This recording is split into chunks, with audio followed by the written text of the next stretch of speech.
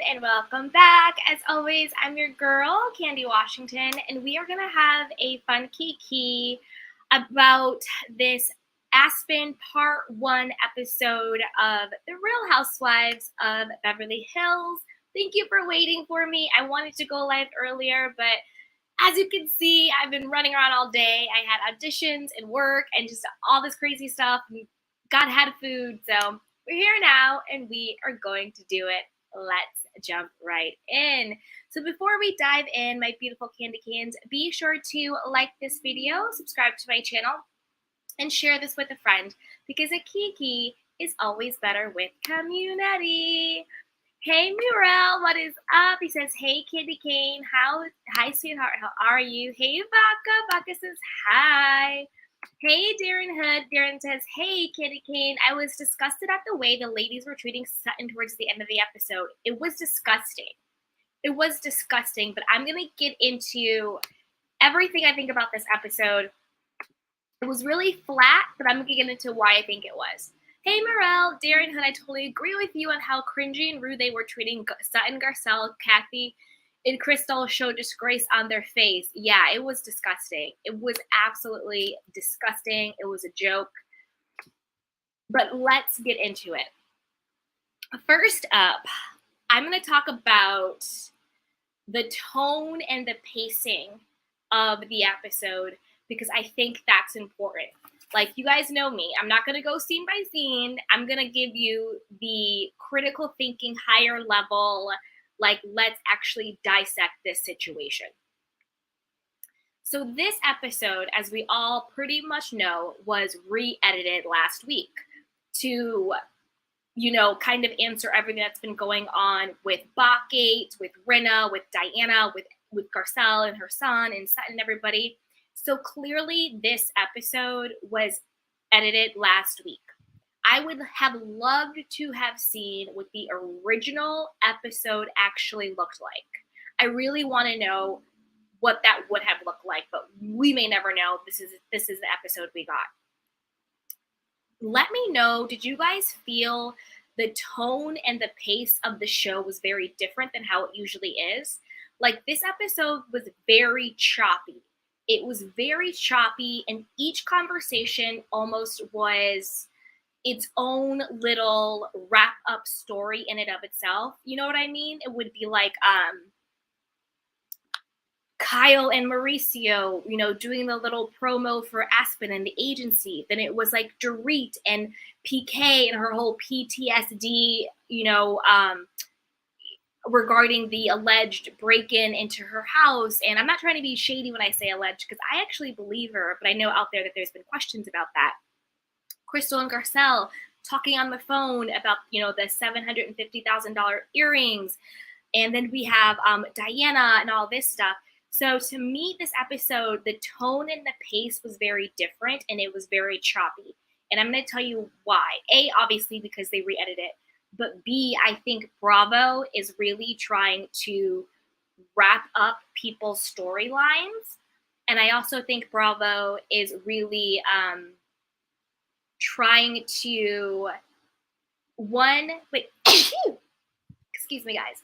One, I think that they're trying to appease us because they know that this Fox 4, whatever you want to call it, this whole situation is no longer in favor. Like, we don't like them. We don't want to be around them. We want it broken up. And then also everything going on with, Garcelle and Sutton being the favorites, the whole Aspen thing with Kathy, and then Lisa Rinna with the bots. So it seemed very hodgepodge. It seemed like each scene was meant to sort of reinforce a storyline that I think that they're trying to wrap up. And by wrap up, I mean, I think that Rinna's going to go. I think Erika's going to go. And I think Diana's going to go. I think Kyle can stay if she wants. I think that Dorit and Crystal may become friends of, but I think that they're technically safe, if that makes sense. And then Bravo is clearly setting up Garcelle and Sutton to continue to be the fan favorites and everything, as they should be. Rock with me on this. I don't think we have ever seen a scene And I actually think this scene was actually, and I mean like taped last week. I mean actually taped last week. I think the scene between Dorit and Kyle, when they were in Kyle's car, allegedly after um allegedly after the Studio 54 party, right? I think they scripted and I think that they filmed that scene last week to insert in this week's episode. I do not believe by any stretch of the imagination that scene happened before last week. I just don't buy it. And I'm going to tell you why for a couple of things. One, I have never, ever, and check me if I'm wrong on this. Sorry, you guys, I've been running around all day. And check me if I'm wrong on this. I've never seen a scene where it's either Erika, Dorit, or Kyle, where Rinna is not present, ever checking Rinna on anything. I've never seen it. I've never seen it. And Bravo, you're not going to look in my face and play in my face and act like Dorit and Kyle had this kumbaya conversation in Kyle's car, which was the weirdest place to film. A, where were they going? Where were they coming from? And B, they had full, fresh makeup on their faces. But yet you wanted us to believe that their hairstyles looked exactly the way they looked before. To me, it seemed like they got someone who saw what the girls look like at the party. And then when they went to recreate the scene, did their hair the same way the hair was done, because the hair looked similar enough, but not different enough where you're like, oh, you slept on that hair. Do you see what I'm saying? Because they had the whole like Studio 54 party, so they had the big curly 60s hair, you know, all of that stuff going on. And to me, like I've acted on stuff. I've been on set. I know they're called pickups. So when you do a pickup scene, you have someone, usually it's the script coordinator or some intern or some assistant, and what they do, it's called consistency. They will see what you look like either in the scene or right before the scene, timeline wise, and then they'll recreate it. Oh, make sure you're wearing the same sweatshirt. Make sure you're wearing the same hairstyle. Because as you guys know, in the past, we've caught this where it's like, oh, wait a minute. These people are in a scene, but they're wearing different nail polish. You know, in one scene, they have, you know, bare nails, but yet they cut to what's supposed to be the same scene. And now all of a sudden they're wearing red nail polish, right?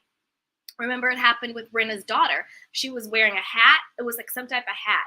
And on one hat, it had some weird thing on it, but then it cut to, and it was still a black hat, but it had something very different on it. So you could tell that they were doing pickup scenes and chopping up the scenes.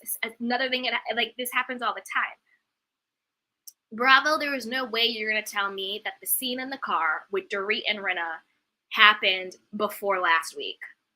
You're lying. You got these two chicks together to talk about Rinna because they never go, because that's their whole pact. They never talk bad about each other, ever, ever. So I think that scene was 100% filmed last week, and it was too, and it's also a term called on the nose, and that's how you know when something's being scripted, when it's just too on the nose. So these two chicks who have never turned on Rinna a day in their scared pick me follower life, all of a sudden they're now in the car being like, oh, I think Rinna went too far. Yeah, me too. And I feel bad that she's going after Sutton. I don't want us to feel like everyone is just attacking Sutton and we're all against Sutton. Another reason why I know that they're playing in my face, and I'm talking to you, Bravo, again, it's too on the nose and you're telling on yourself. The narrative between Dorit and Rinna that, between Dorit and Kyle, that, you know, Rinna and Erika, they're going too hard for Sutton. They don't want everyone to think that we're all ganging up on Sutton because we're not. foreshadows, and you can only foreshadow something if it's scripted, foreshadows the mean girl, evil, bullying bullshit of a night in Aspen when they tore Sutton down. You're not going to tell me that Dorit and Kyle had this conversation in the car prior to the Aspen trip. No, what is going on is Bravo is now does not want another hashtag Mean Girls of Beverly Hills explosion on Twitter, so they're trying to get ahead of it. They're trying to get ahead of it. Oh, Rinna's been acting out. She's been so angry because of her mom, and it's all on Sutton. And, you know, I don't want Sutton to feel left out, and I don't want people to think we're all against her. So you're trying to create the narrative that you guys are not all against Sutton because you're trying to get in front of the fact that all of you are against Sutton and that we all see it. And it's another LVP. It's another Denise. It's another Kim. You know what I mean? It's another Mean Girls of Beverly Hills ganging up on one person all over again. And Bravo, stop playing in my face because first of all, where were they coming from and where were they going? They just happened to film a scene in Kyle's car, in the front seat of the car. Was she even driving? It seemed like they were parked to me. Was she even actually driving the car? When have they ever done that? Oh, thank you so much for the super chat, ST. Thank you. Let me see what you guys are saying in the chat box. I'm just going off on one. Thank you, ST, for all your hard work and effort. Oh, I appreciate it. Thank you so much. I appreciate that. I really appreciate it. Oh, I was trying to go on earlier, you guys, but today, as you can see, I've been running around all day. Anywho, thank you so much, ST. I appreciate it. But I'm like, stop playing in my face, Bravo. Stop playing in my face. Another reason that I think that Bravo right now, I think I'm going to be honest, I think the rest of the season will be re-edited. I don't think it's just this one episode. I think what we're going to see for the rest of the season will be re-edited based upon everything that's gone down, the Good Morning America, the Diana cease and desist, the bot gates, all of that stuff. I think what Bravo is setting up is the end of Rinna's story, the end of Erika's story, and also the end of Diana's story. I don't know if Bravo has the balls to get rid of all three of them, even though that's what we all want. But I think they're setting it up that could happen because they're kind of like, with the little vignettes, sort of just like wrapping up their stuff, if that makes sense. So I really got the feeling that Bravo is really done with Rinna, done with Erika, done with Diana. I think that the fact that they showed Diana being that evil and psycho going after Sutton, like, Diana, number one, you're boring. Like, you came after Sutton saying that she was boring, but the truth is you're boring and you're weird. You don't have a storyline. I don't like seeing you. Like, please go away. And I know all of your rumors are still allegations. I'm not saying they're fact, but I am saying you're not a likable person. You're not interesting. Get off the show. You're boring. You want a new villain, Diana? Well, now you have one. I'll be a villain. I'm Candy. I'm sweet and sour, sweetheart. Bye-bye. Get off the screen. Calling Sutton a see you next Tuesday and laughing and calculating and going off the deep end about, and I mean no disrespect to any woman, even you, Diana, even though you're gross and you're atrocious, even you, I have compassion for the fact that you lost a child and you had stuff going on. So I mean no disrespect to any woman who unfortunately have had to have that experience, but don't conflate the two things, sweetheart. Diana, you may have had a bad experience with your miscarriage, and we are sorry for that, and we have compassion for that. But that does not mean the fact that Sutton checked you for being weird and for flip-flopping means that she is by any means attacking the fact that you had a miscarriage. Those two things do not equate. You went off the deep end. You went after Sutton because your puppet master, Erika, and your other puppet master, Rinna, told you to. And that is clear as day. You came in swinging. You came in talking about Sutton, you're clumsy with your words. Sutton, you're boring. Sutton, you're this, you're that. Garcelle, you're guarded. Garcelle, you're this, blah, blah, blah, blah, blah. Diana, you're the one who came onto the show with the shits, with the scripted one-liners, with clearly being coached by Diana and Rinna. I mean, by Erika and Rinna.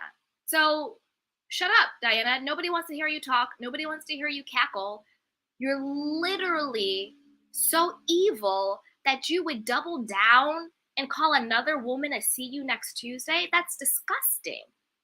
And you're not saging everywhere you go because you're worried about bad spirits. You're worried because you are the bad spirit, Diana. You are the bad spirit. For all of your allegations, for everything that you have allegedly done, you're the demon. You're not dirty Diana, you're demon Diana.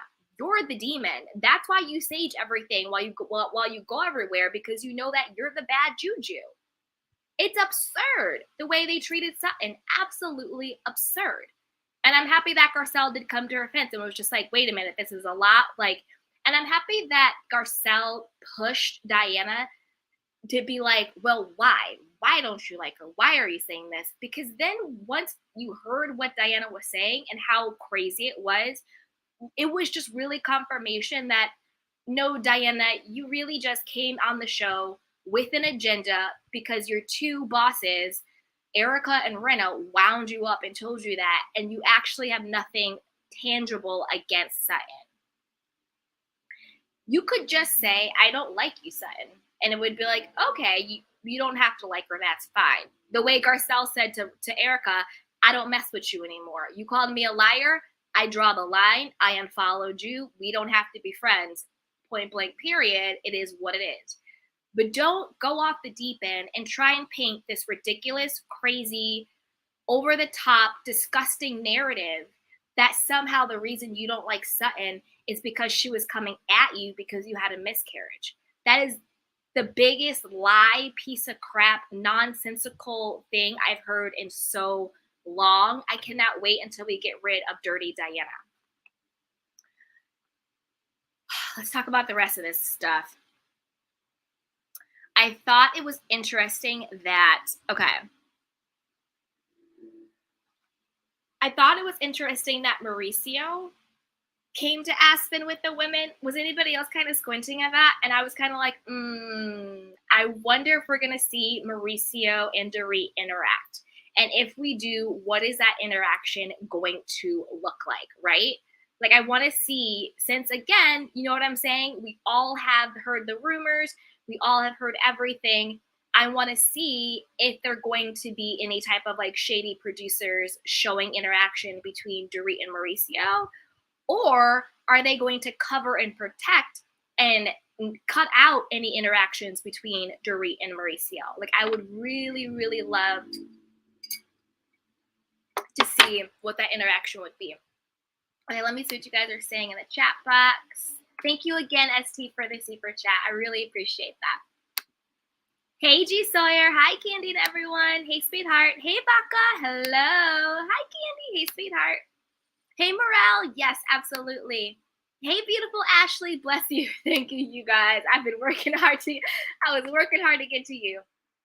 Hey, Baka. I hope so. Hey, beautiful Sunny. Hey, Candy in chat. I agree with that. Woohoo.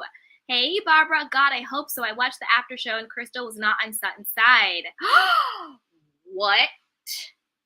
Thank you for the heads up, Barbara. I am going to have to go and watch the after show. They don't fight with each other at all.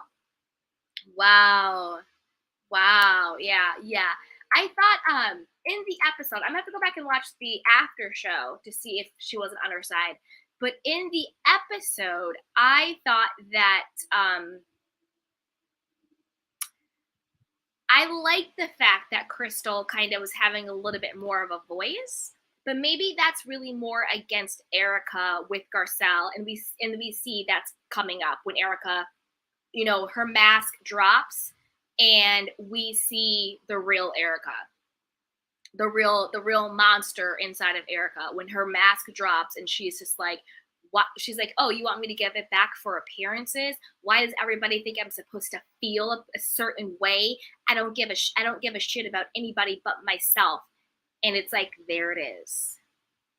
There it is. There's the real Erika. That's why, who called her the Ice Queen? Was it PK? PK was spot on. Hey, brother, Dorit is against Sutton. She's basically said it on the after show and sitting with Erika. This is the thing. We all know Dorit.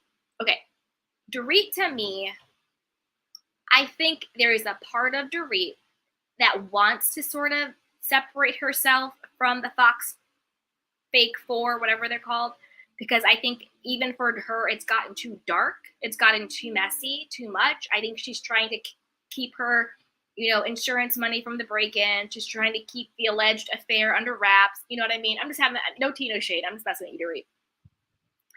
I think that the whole bot gate and everything else went too dark for Dorit, but I also think that Dorit is a punk. I think she's a punk. I think she's a follower. I think that she's a coward.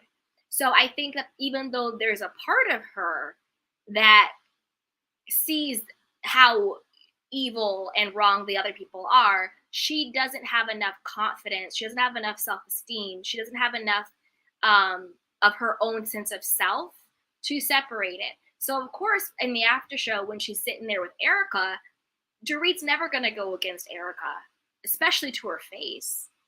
Never. But you see more and more of Dorit kind of just like sitting there like, and it's just like, Dorit, you also can exit stage left. If you're not going to give anything to the show, if you're not going to actually have a point of view, your own opinion, your own position on things, pushing back, even if it is your so-called alliance friend. Oh, speaking of that, I'm going to tell you why I think they have such a hard time believing Garcelle. I'm going to segue into that real quick, and then I'll get back to everybody's comments. But I think that Dorit is just a coward. I don't think she has enough sense of self or confidence to actually say, Erika, you and Rinna were dead ass wrong for going after Sutton. Sutton, it was just doing her. You know what I'm saying? Like, I don't think Dorit has enough self-esteem to stand up to these girls. She's a coward and she's scared of them. Now, the reason why I think that Erika and Dorit and Rinna have such a hard time believing that Garcelle could talk about Erika's, alleged, not alleged, we saw it, but she said it herself, that her issues with mixing too much alcohol in her meds could be out of concern, and it wasn't like this narrative against Erika, is because they don't do anything that's not calculated. They don't actually operate out of concern. They just sit around and make up fake stories and fake, lies about people and fake storylines, and they decide who they're going to go after. That in their evil, mean, manipulative brains, they can't comprehend, oh my gosh, someone just is actually concerned and is actually just asking questions. And to me, the whole narrative of, oh, Garcelle, you went to Dorit and when she didn't take the bait, then you went to Kyle and she didn't take the bait.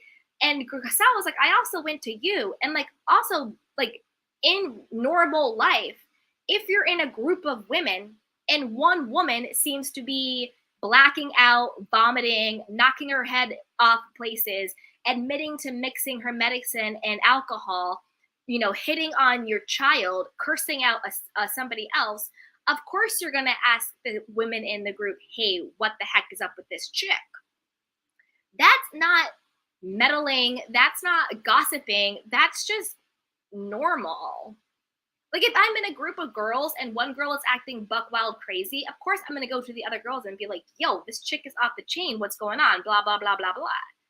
And the reason why their narrative is, oh, you're trying to, she didn't take the bait, is because they don't move unless Rinna and Erika tells them how to move. And they don't move unless it is a calculated, manipulated, lying storyline to serve themselves. So they're confused, and in their small brains and in their ice hearts, they don't have the capacity to realize that some people ask questions because they're genuinely curious and they're genuinely concerned. Like, what? It's crazy. Hey, Sunny11, she says, I totally agree, 100%. Hey, Zulma. Hi, not sure if anyone noticed or heard when Kathy said 3 things she doesn't like being called. Word was a dig at Diana. You know what? The P word probably was a dig at Diana. 100%. 100%. Hey, Darren Hood says, exactly, Candy. Hey, sweetheart, how are you? All right, let's see what you guys are saying in the chat box. Morel says, yes, I was. Darren Hood said the Real Housewives of Beverly Hills wasn't all that because Dorit and Erika were being so nasty. Exactly. They were being really nasty. They were being very, very nasty. Darren says, exactly, Morel.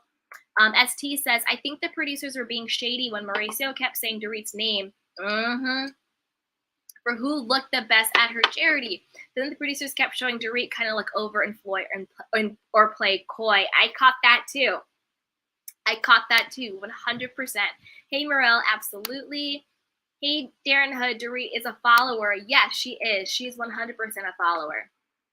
Hey, ST, I think people who go along to get along are weak. Followers are just wicked as the one who is perpetuating the offense. I agree 100%.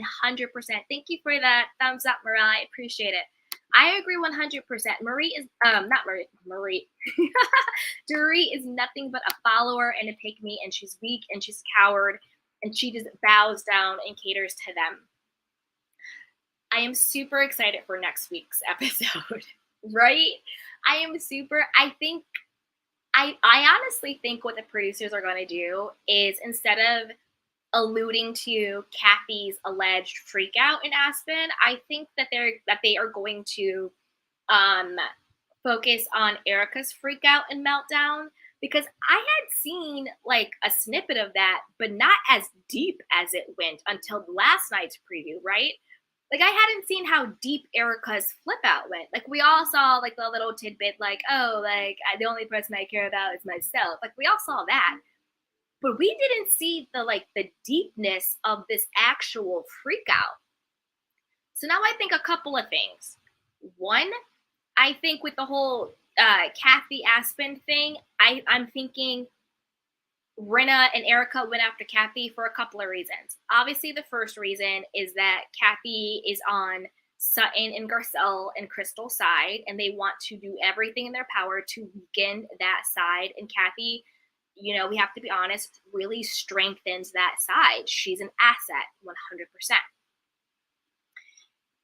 Two, I think that it came out with Patrick Summers, you know, allegedly being like, you know, Rinna needed a storyline.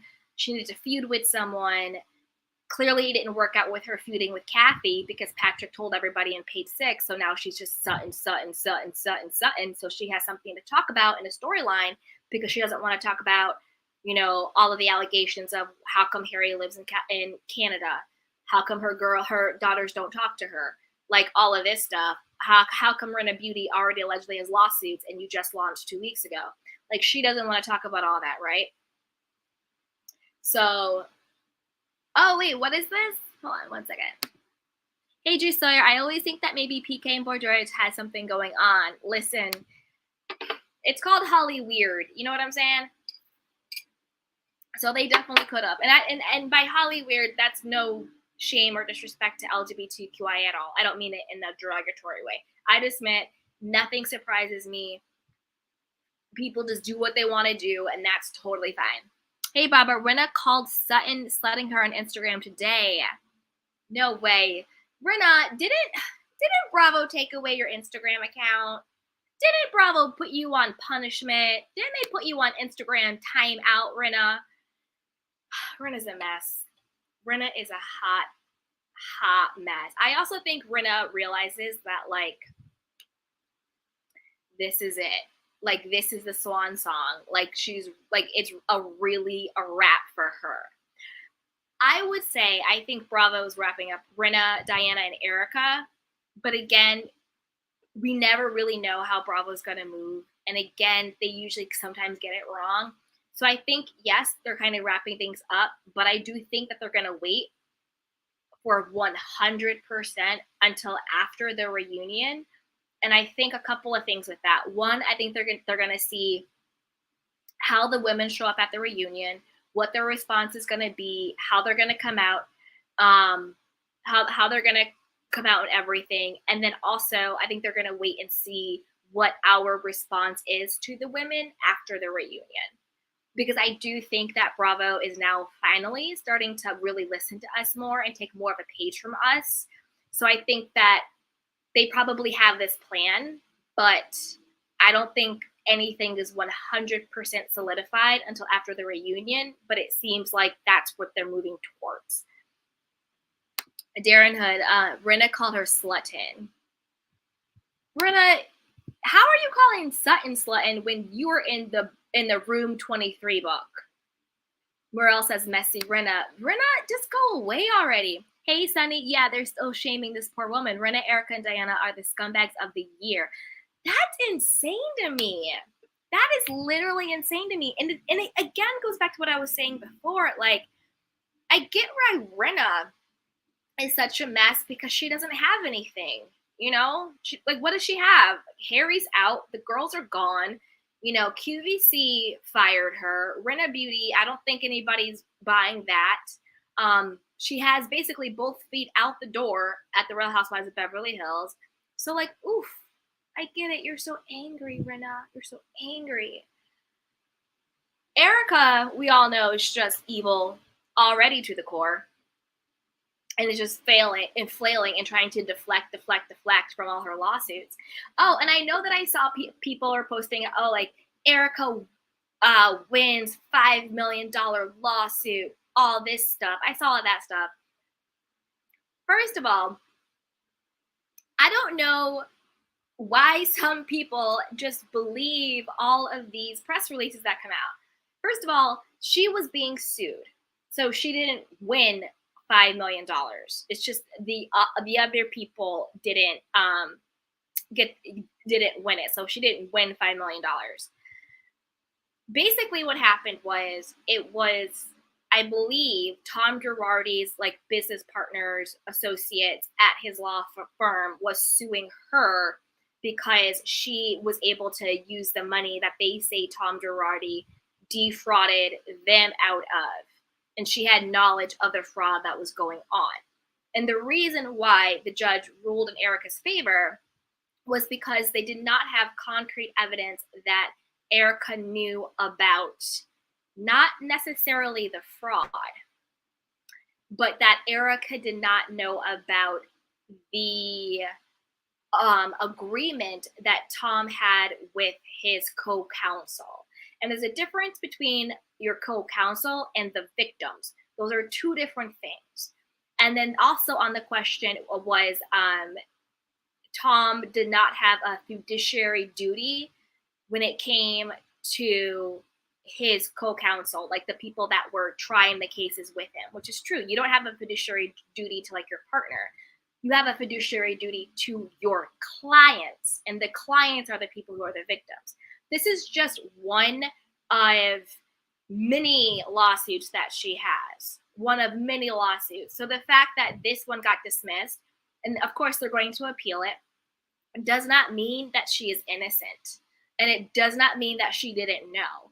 The only thing that this means is that they did not have proof that she was aware of the deals that Tom had with essentially his coworkers. They're his co-counsels. It's the lawyers in his office. And he didn't have a fiduciary duty to them, which he doesn't. You know, your coworker doesn't have to make sure that you get the best deal, but your lawyer 100% has to make sure that they're doing everything in the power to get you their best deal and they're not misappropriating your funds. So these are very complicated lawsuits, but the fact that this one got dismissed really says nothing about whether or not she's innocent or guilty. It's just whether or not his co-counsel could prove that she knew what their deals was and all of that stuff. So I don't know. I'm not a lawyer, but like I understand things. She has an uphill battle, 100%. Hey, Sonny, I think she's even being sued by Nicolas Cage's wife. She is. And that's going to be a different type of lawsuit because Nicolas Cage's wife is actually a victim. She's a client. The lawsuit that got dismissed for the 5 million was Tom Girardi's the lawyers that worked with Tom Girardi. So they weren't like, yes, they were defrauded by him, but they were not his client's victims. You see what I'm saying? So the fact that that got dismissed has nothing to do at all with the victims and all of that stuff. So we'll get it. Hey, Mbaka, I'm so happy you break it down because it helps a lot. You're welcome. You are so welcome. Yes. Hey, Young Rich. I only caught the end of the episode. When do they lock Kathy out? I think it's the next episode, I want to say. Unless they drag it out for 3 episodes. But I'm pretty sure it's the next episode. We see Erika break down, and I'm guessing that's the Kathy situation.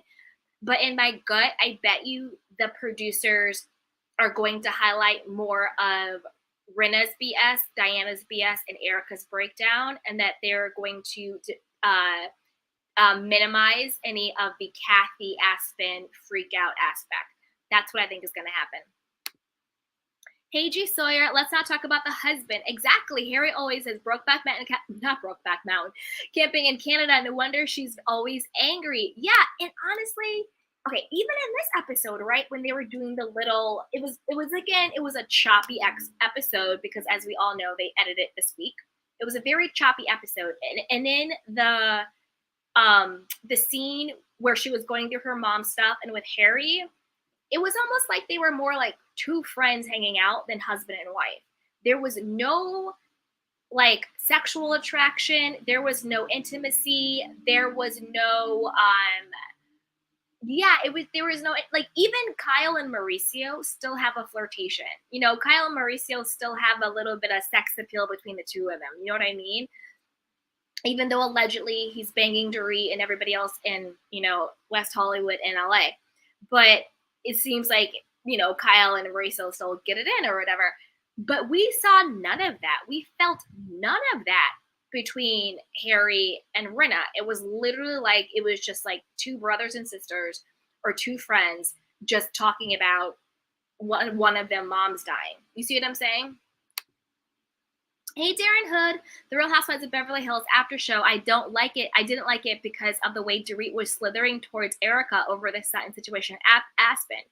You know what? This is also a really good point because, yes, I know what after show you're talking about. Okay. You guys, oh, my candy canes. I'm excited because when something clicks in my head, I get really excited. Okay. Rock with me. Remember how earlier I said that the scene with Dorit and the scene with Kyle in the car clearly was taped last week, and how it was clearly taped last week to set up Rinna's storyline about her being so angry and to also give cover to Dorit and to Kyle. Because, everyone was saying, oh, they have the Fox 4 or 5, they have the alliance, they never go after each other, nobody ever holds Rinna accountable, we need to break them up, all of this stuff. So I think that was giving Dorit and Kyle cover so they could be like, oh, we don't want it to look like everybody is piling on Sutton. We don't want to look like everyone's going after Sutton. It's too much. But the one thing they forgot to edit, and the one timeline they can't fake, are the after shows. Because, think about it, the after shows have already been taped. They're already in the can. And the after shows had to have been taped after the season, right? After the show, after the season, whatever. Dorit has all this smoke for Sutton. Dorit is 100% on Erika and Rinna's side, not saying anything about it. Kyle is the same way, flip-flopping Kyle, all of this stuff. So how is it that during the after show, that is the smoke they have for Sutton, but all of a sudden in this episode, randomly in the beginning of the episode, they have all this compassion and understanding, and Rinna's out of control. She's going after Sutton. We can't all gang up on her. We're not the bullies.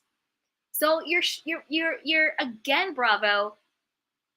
Your your slip is showing, and you're showing us that you're faking these scenes, and you're showing us things out of order. Out of order. Bravo, you done messed up. You done messed up. Hey, Red Lips Hustler, Lily. Hi, Queen. Hi, sweetheart. Thank you. Because you see what I'm saying? Like, the after shows have already been filmed. They're already in the can. They're closer to the time of the actual filming. You see what I'm saying? So they had all the smoke for Sutton in the after show. Even Crystal, right? Didn't Barbara say that the after show, even Crystal was against Sutton? And now all of a sudden, when Crystal's talking, she's like more, more on Sutton's side now, more on Garcelle's side now. What are with these edits, Bravo? What are with the edits and doing the new scenes? Because I don't, no one can tell me that scene in that car with Dorit and Kyle happened any time last year. You're lying. There's no way. They filmed that last week. They got Dorit and Kyle together because it doesn't make sense. Like, also, when did the women ever film in the car when it is not explicit that they are on their way to an event or they're on their way from an event? They never film in a car isolated by themselves. Ever.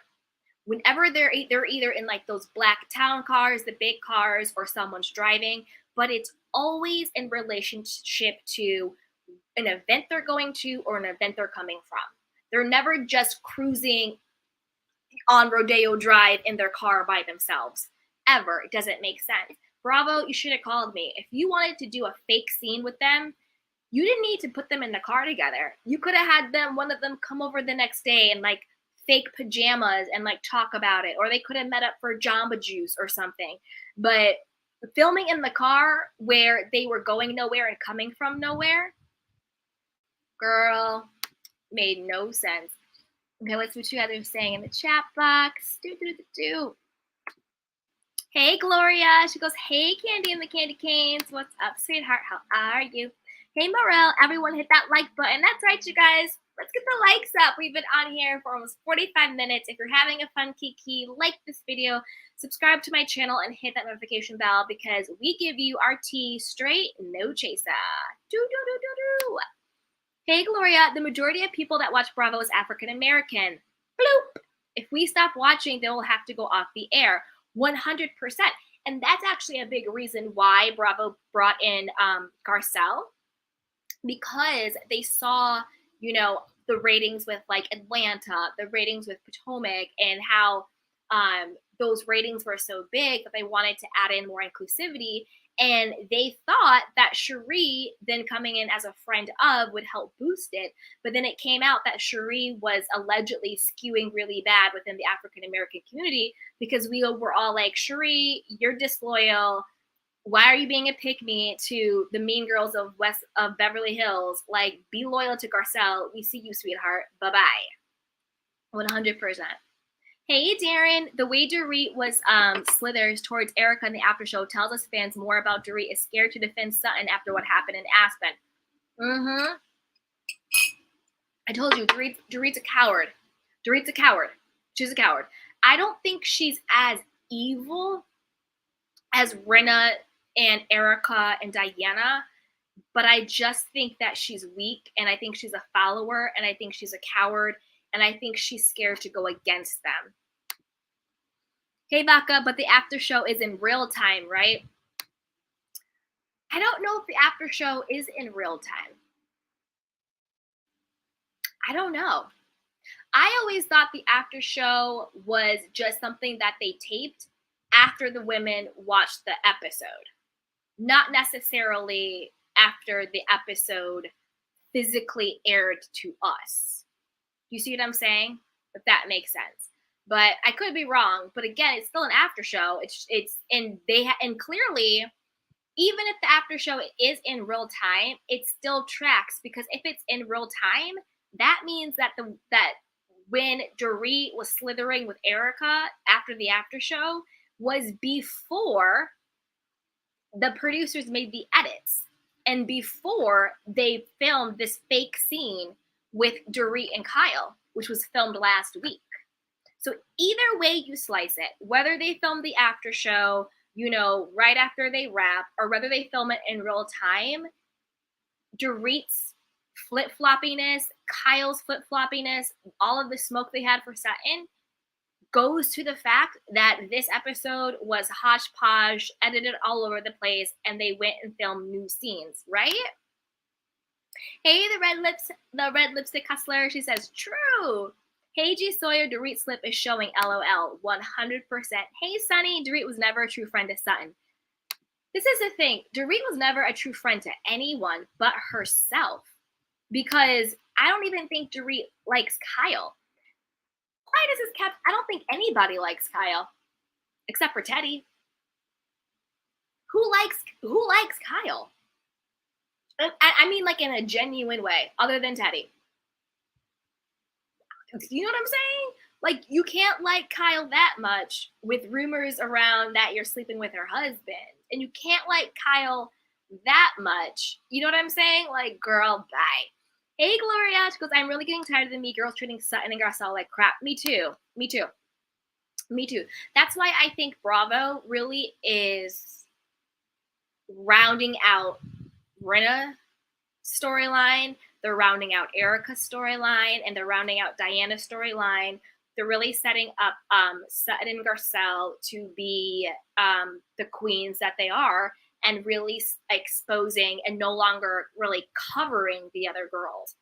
But the people who they are trying to give cover to is Dorit and Kyle, which is why they did that fake scene.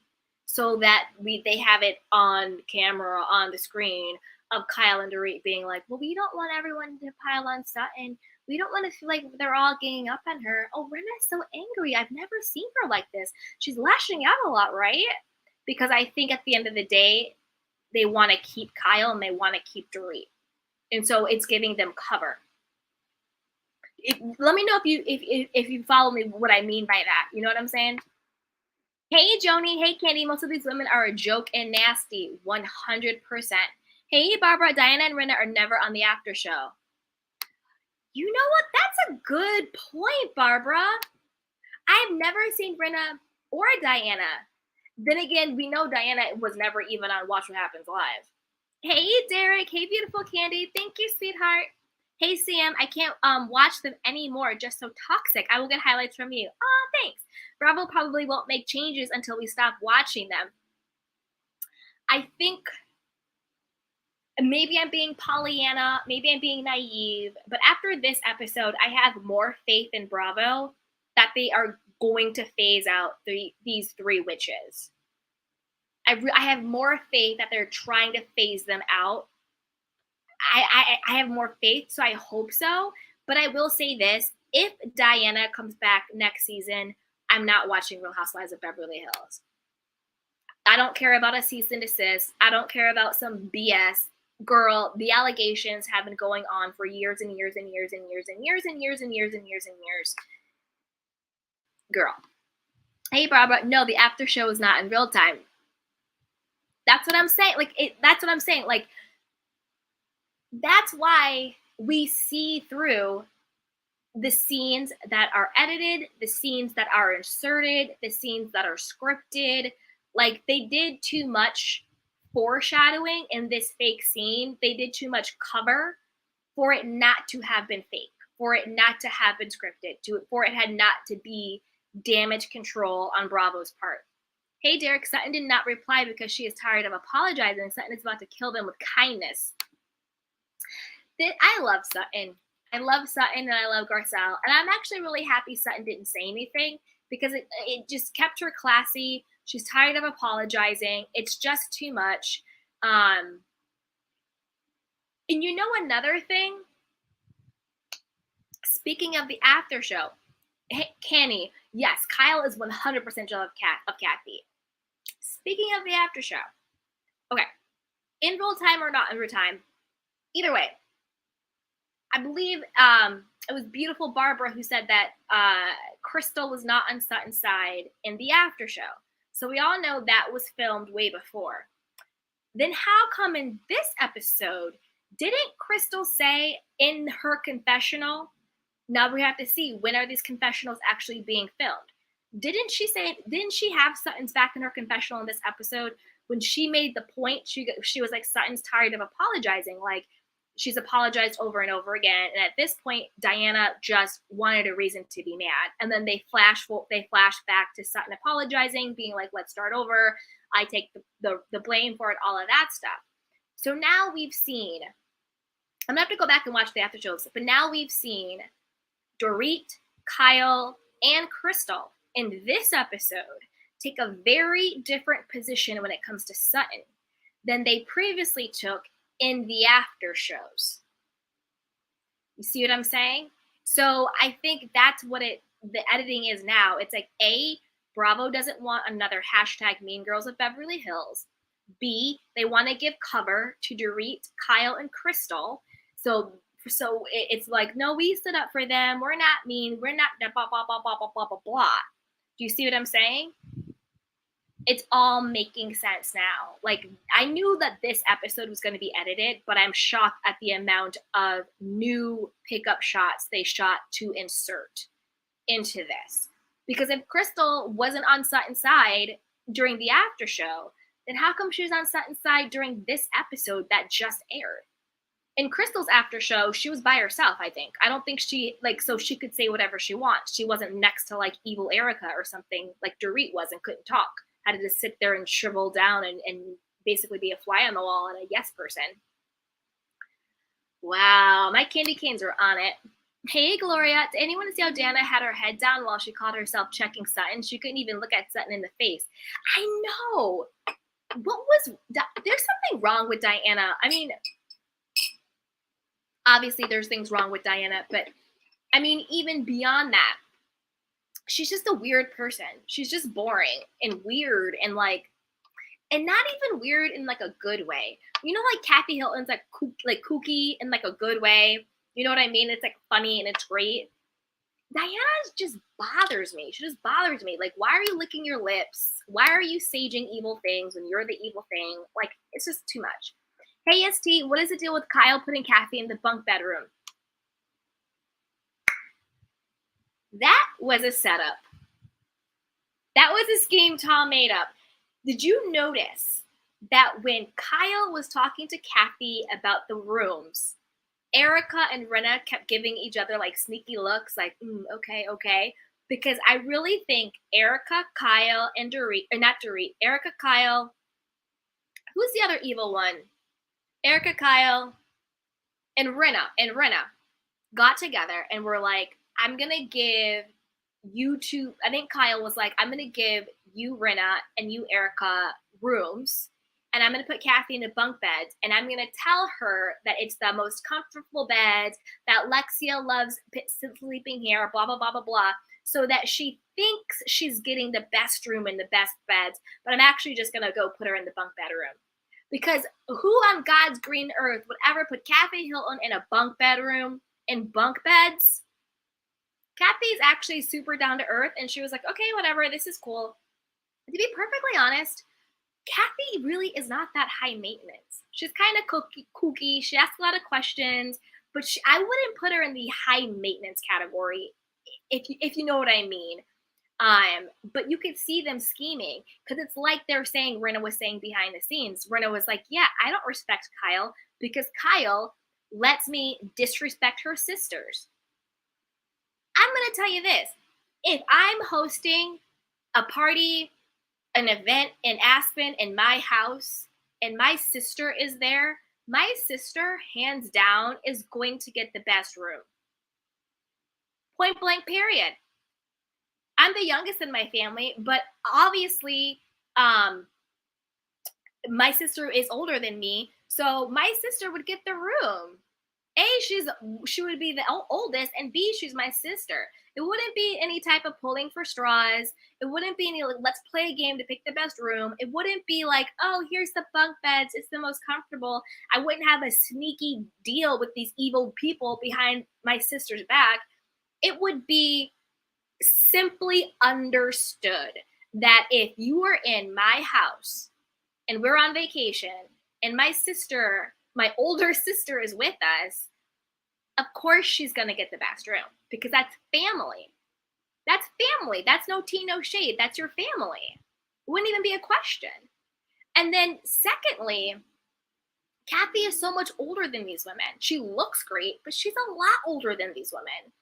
She should get the best room based on that too. One, she's family, and two, she is an older woman. Like, let's just call a thing a thing. She's older. So even if I was on a trip, and even if it wasn't my sister, if someone had that big of an age gap between me and my crew, the eldest in that situation, not like, oh, you're 2 years older than me. I'm like, bump you, I'm getting the best room. 2 years, whatever. But you see what I'm saying? The situation with Kathy, she would automatically get the best room. Kyle, you're nasty. That's why you're bio Kyle. That's why everybody says goodbye, Kyle. That's why nobody likes you, Kyle. Because this is how you treat your family. That's why even Renna, who is the snakiest of the snakes, has no respect for you because you don't even respect your own family. And I'm saying family, like Meredith Marks, my family. Hey, Joni. Yes, Kathy Hilton through the low-key major shade. Kathy, come through. Hey, Kenny. I think that they're only going to fire one housemate. Oh, I know. I know, Kenny. I saw those the polls that people were doing that they were like, if you could only fire one Fox 4, who would it be? Or who would blah, blah, blah. If you could only fire one of them. They need to fire all three of them. They really do. Hey, Derek, Dorit is boring. Kyle is a jawbreaker. The movie, exactly, mean. And Renna is the fakest Regina George I've ever seen. I mean, that you just summed it all up right there, Derek. That was all the summary we needed. You summed it all the way up right there. Darren Host said, I understand 100%, right? Hey, Kenny, Sutton and Garcelle are outnumbered. They might be outnumbered, but they're not outpowered. They're outnumbered, but they're not outpowered. Sutton and Garcelle have shady Crystal whenever she decides to find her voice. And they have Kathy, who is a powerhouse. So they may be outnumbered, but they're not outpowered. I think Kathy really gives them a lot more power. And also, like, Sutton and Garcelle are their own powerhouses in their own right. They're already fan favorites. We love them. And also, everyone is seeing through the other girl's bullshit. Hey, G. Sawyer, they have a problem with Garcelle and Sutton the same way trash hates class. Ah! Bloop. Hey, Zulma. Yes, 100. Thank you. Hey, Katie, they should fire Diana and put in Denise.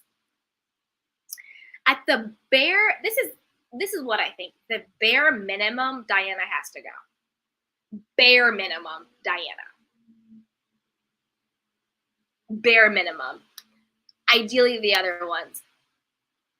Hey, dear Dana. Hey, sweetheart. She goes, big love, everyone. Please show your love and bop that like button. Aw, thank you, dear Dana. I appreciate that. Mwah. Hey, Mala. She goes, I find the cast's reaction so often falls short. Why didn't Garcelle answers Erika with something like that false narrative in which you yelled at one of my sons and offered sex to the other? Exactly. 100%. And the thing is, it's like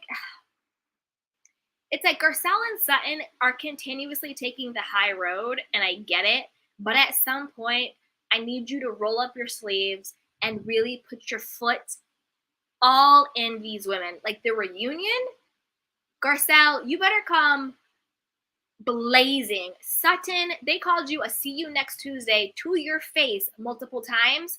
You better come guns a-blazing. If they bring Kathy back, Kathy, this chick tried to get you canceled by saying that you were racist and homophobic. You better come guns a-blazing. Like, when you really think about what these women have done, calling somebody a see you next Tuesday, not once, but twice, to your face, that is ultimate disrespect. Calling you a racist and homophobic and trying to get you canceled in today's age, ultimate disrespect. Hiring bots and troll farms to attack and threaten your child,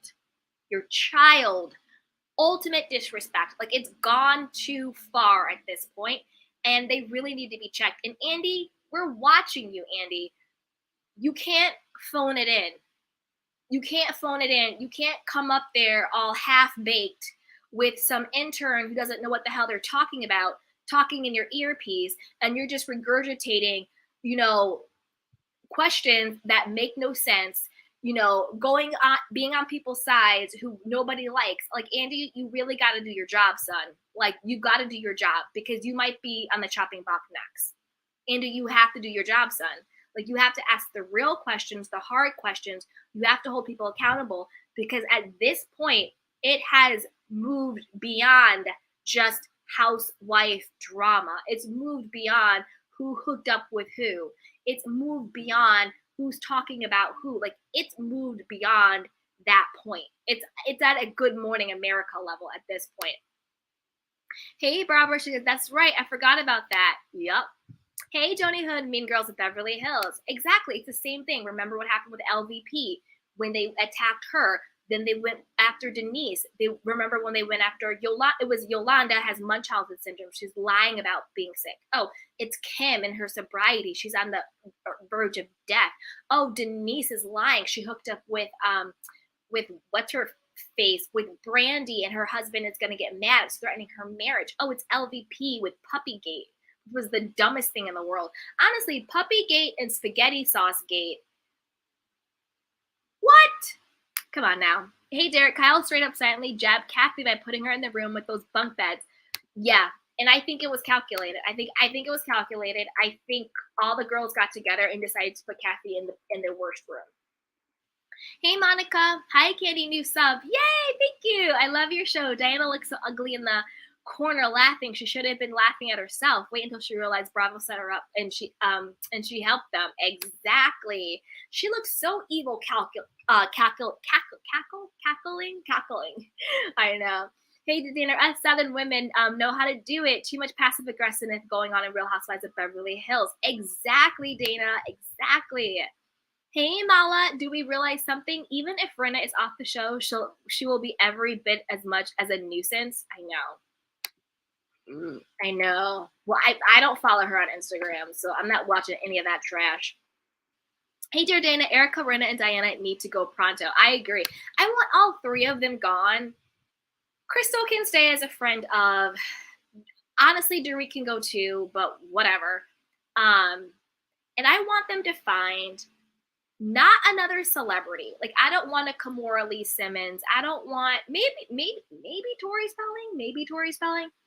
But what I actually want is a true blue Beverly Hills housewife. I want a chick who is uber rich, who owns her house, who has cars and all of the clothes and all of the rosé, and I want another Lisa Vanderpump. That's what I want. I want a chick who is famous in Beverly Hills, but is new to us. And we can step inside her world. That's what I really, really want. Like, I don't really want Kimora Lee Simmons. I don't really want some other, D-list, B-list, C-list reality star. Like, I don't really want that. I want an actual housewife. Hey, Darren Hood, Kyle is by herself in the after show, and so is Crystal. Yep. That's how you know that they're faking scenes. That's how you know. How do you say one thing in the after show when you're by yourself, and then this episode say the complete opposite when you're by yourself in your confessional? You see what I'm saying? And now all of a sudden in this episode, it's in alignment with what we're all saying. You see what I mean? Hey, ST, somebody said she kept licking her lips and rubbing her nose. Well, she might have some candy for the nose going on. I don't know. Hey, Sunny, too much to mention what's wrong with Diana. ST, Lisa, yes, thank you. I was having a brain freeze. Hey, Barbara, putting Kathy in the bunk bed was horrible of Kyle. It was awful. It was awful. And, you wonder why your own family doesn't mess with you. You wonder why Paris Hilton played you a couple weeks ago with her tweet where she was like, these are my favorite four, which was a direct shot at the Fox Force 4. And she was like, these are my fave 4. and she had her mom and Crystal and Garcelle and not her. Because why would you? This is the thing. If I my family wouldn't stand for that. Could you? I would never hear the end of it. If I was like, oh, we're gonna host at my place in Aspen, I'm gonna have my friends and I'm gonna have my older sister, and I put my older sister downstairs in bunk beds, and I put my friends up in the nice rooms. That's so dirty and trifling. Hey, Barbara. Oh, that's right. Yeah. Hey, Derek. Diana was just trying to have a moment. Exactly. Trying to stir something up, something out of nothing, worst acting ever. 100%. She was doing what she was told by Erika and Rinna. Hey, the lovely Cherie. Real House of Bobs are toxic and energy sucking. They really are. They really are. The thing is, at this point, I have to write it out. If not for me, but for you. But at this point, we need to write it out just to see how it all ends, how it's all going to wrap up, what's going to happen the rest of Aspen, what's going to happen at the reunion, and who comes back and who doesn't.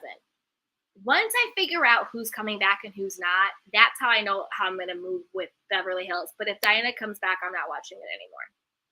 Hey, ST, it's true. Erika, Kyle, and Lisa looked like they wanted to belittle Kathy. Yeah, because they're all jealous of her. They're all three of those women are very jealous of Kathy. I think they all got together and said, let's put Kathy in the worst room. That's why you had Kyle trying to sell it so hard. Oh, these are actually the most comfortable beds. Oh, Lexi actually really likes sleeping in here the most. Girl, bye. Hey, Joni, those three don't have to go home, but they got to go. 100%. Hey, ST, it was so messed up. Kyle hates Kathy and is jealous of her. Yeah, Kyle is very, very jealous of Kathy. She's always sort of like asking her weird questions and inserting herself. It's just really bizarre. And we also saw this episode more of Dorit calling Kyle a pot stirrer, right? Saying, oh, Kyle's, stirring the pot, which is true. Because we all have been saying the work is showing when it comes with Kyle. Like, Kyle really is a all hands on deck type of she's producing the show. Like, let's ask the Ouija board, which, by the way, no thank you ever, man, Pam. Let's ask the Ouija board, are we all going to be able to get along? And remember, and then she brought up the whole Instagram thing, which was so stupid and so dumb. Like, why are you talking about Instagram? Who said it? Erika. I don't want to quote Erika, but she had a bit of a point. She was like, I'm 51. I don't care about Instagram. And Kyle was just like, no, like, it's the intention behind it. Like, duh, we get it. When someone unfollows you, they're probably mad at you. You hurt their feelings and they're unfollowing you. We get it, Kyle. But guess what? Stop trying to have a moment. Even the other women were kind of like, Kyle, shut up. Like, it's just too much. Like, why couldn't they have one good night? Like, they couldn't have one good night.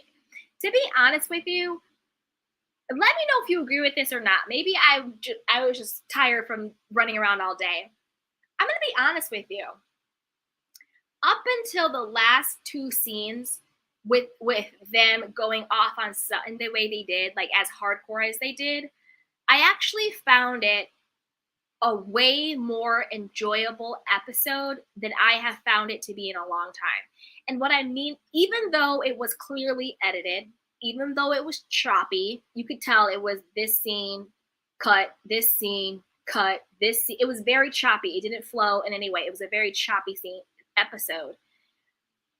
I enjoyed it because it wasn't as mean and as bad as it has gotten before. It was just kind of like these women packing and laughing and talking shit. And I enjoyed that. Not the end. The end, I was like, Sutton, like, you ready to ride? Like, we ride at dawn, Sutton. Like, I got you back. Like, I got your back, girl. But it was just too much. Hey, dear Dana, Dorit is like a leaf in autumn. She floats on a limb with whoever the wind is blowing. #truth. Exactly. To me, Dorit is just a grifter. Like, she just goes from scam to scam to scam. Hey, the lovely Cherie, 100%. Hey, beautiful Sunny. I choked in my wine when I saw that bunk bed dungeon. If I was Kathy, I would have cut out and hit up a Hilton. Exactly. Yes. It's like, don't put me in the fish room. Remember on New York City? Don't put me in the fish room with Luann. To be so shady of Kyle. So shady of Kyle. Hey, Barbara, Kyle treats her sisters terribly. Yeah. Look at the way she treated Kim. And then in that how she treats Kathy. That's why they don't rock with you, Kyle. That's why. That's why you missed all the Thanksgivings. Nobody rocks with you. Hey, ST, Kathy should have been like, I'm out. I can't even get a decent room. But that's the thing, though. It's like Kyle keeps trying to push this false narrative that Kathy is like this pretentious, high maintenance, difficult person. When the truth is, if Kathy was how Kyle portrays her, she would have been like, she would have done the right thing. It would have been like, I don't know why you're trying to play me. I'm not sleeping in some bunk beds. I'm calling my black car and I'm going to go get a penthouse suite at the Hilton where I belong, sweetheart. Bye-bye. Which if which is what I would have done. I would have been bougie and I would have been like, I'm out. I'm not doing bunk beds over here. But Kathy was actually super down to earth and was just like, okay, this feels kind of comfortable. I'll sleep here. No big deal. It was totally fine. So it just shows you how much Kyle is trying to push this narrative about Kathy that just isn't there. I mean, to be honest, Kathy has only really been just sort of like a good time. She's kind of like a kooky older woman, you know, a kooky wealthy older woman who like doesn't kind of get how things work, but that's totally fine. Like I loved her her airplane outfit and her like comfortable slippers. I thought that was like adorable and sweet. She's super kind to Garcelle. She's super sweet to Sutton. She actually, to be honest, of all of the ladies, was the only one who actually gave Crystal really good advice when it came to her ED, like solid advice. Basically being like, tell the other ladies, I know it's out of concern. I know you care, but like, I'm an adult. This is my illness. I'm going to handle it on my terms and how I want to handle it. You know, Kathy actually was the only one who truly was there for Crystal about her ED. I'm not dismissing past allegations of what the Hiltons have said, certain words that they've used, certain things like the Paris stuff and all of that. I'm not dismissing any of that. But I do want to have a little bit of putting things into perspective and into compartments. You know what I'm saying? And I think overall, I really like Kathy. I think she's been great. I think she's been a hoot. And she's not matching this fake narrative about her that Kyle has been so desperately trying to promote. You know what I mean? Hey, Derek, Kyle shows her true colors when her sisters are on the show. Roll the tape of any exchange in past seasons with Kim. 100%. 100%. Hey, dear Dana, Real Housewives of Beverly Hills lost its classiness years ago, and let's call it out as it is. Bravo needs to check itself. Bravo definitely needs to check itself. 100%. 100%. Hey, Morel, amen. Fire all three. They all need to go. They all need to go. Hey, Miss Bernice. How you doing, sweetheart? She says the fake four frauds. I love that. Are jealous of Kathy and Garcelle's friendship. It's so crazy. 100%. Hey, Perfectly Flawed says, hi, Candy. Hi, my candy cane. Hey, Miss T. Oh, happy day. I made it. Yes, you made it. Happy day. I made it, man. I was running around all day. Hey, Barbara. I don't have high hopes about them at the reunion. I know. Like, I'm trying, you guys. I'm trying to keep hope alive. Like, I'm trying to keep hope alive, but it's not looking good. Hey, Miss T, last night was so gross. It was disgusting. It was disgusting. The way they treated her was deplorable. Was deplorable. The way they treated Sutton. Absolutely deplorable. Hey, dear Dana, ladies of means in the real world do not act like these women. No, they don't. They don't. They act like Kathy, unbothered, kooky and crazy, and just doing them in the best way. Not the fake kooky and crazy like Diana. That's just like weird and bizarre and off-putting. Hey, Cephas Stubbs. After seeing Andy wiffle ball last season's reunion and not hold Erika accountable, I have no faith in this season's reunion. I know. They need to bring in a third party for the reunion. They need to bring in someone who actually watches the show and who actually has a real pulse to the audience's culture. By the audience's culture, I mean how we actually experience these women. Because I don't think the people at Bravo experience these women the same way we do. Like, if they did, we would not have Diana. Erika would have been gone. Rinna would have been gone. Kyle would have been gone, if we're being honest. You know what I'm saying? Hey, Sunny. I wonder why Netflix canceled Mauricio So Selling Beverly Hills. Oh, okay. So I'll give a quick recap. I also did a recap on this. If you haven't seen it, it's on my channel. I don't know if Netflix 100% canceled the entire show, because I heard, again, this is all alleged, and this is the last that I heard. There could be something new that came out after this. I'm just going to tell you the information I heard. Allegedly, Netflix had already shot season 1 of Mauricio's show Selling Beverly Hills. But then when all of this stuff came out, with Mauricio basically being high as a kite every episode, his eyes are never open. Mauricio and the agency being named in a $27 billion lawsuit that's also against Tom Girardi, Erika, Bank of America, and Merrill Lynch over the selling of the Spelling Mansion, and also over defrauding this person out of like all this money, basically using somebody's account as their piggy bank, essentially. Also, the Dorit and Mauricio cheating allegations, because remember, selling, or I think it's buying Beverly Hills. Buying Beverly Hills is supposed to be like, Mauricio is this family man. He started this agency. It's gone so great. They have all this stuff. Now his girls are real estate agents too at the agency. So it's almost like that family hook. Like, he's the head of it. His daughters are a part of it. And then they'll have like their little friends and other retailers and stuff. So it's pretty like, you know, that world. But it's really hard to sell a show like that when the agency that you're on that show is now being sued for $27 billion. It's hard to sell a show like that when the patriarch of the show, Mauricio, is being accused of cheating with his wife, best friend, and co-star. It's also hard to sell a show like that when you have it on camera, Mauricio laughing and being like, I'm happy that Erika told a 14-year-old boy to F off. Remember all of that? Netflix allegedly really did not like the fact that Mauricio was laughing and saying that he was happy it happened and good and she should have done it.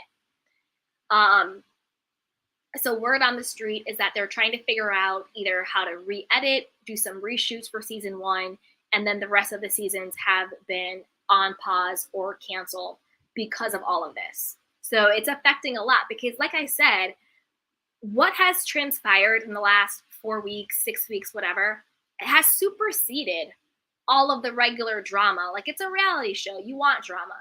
But what has gone down in the last 4 to 6 weeks has truly superseded all of that in such a really, really dark way. It's almost like, I don't know if you guys watch Love and Marriage Huntsville. We'll be reviewing it once it comes back.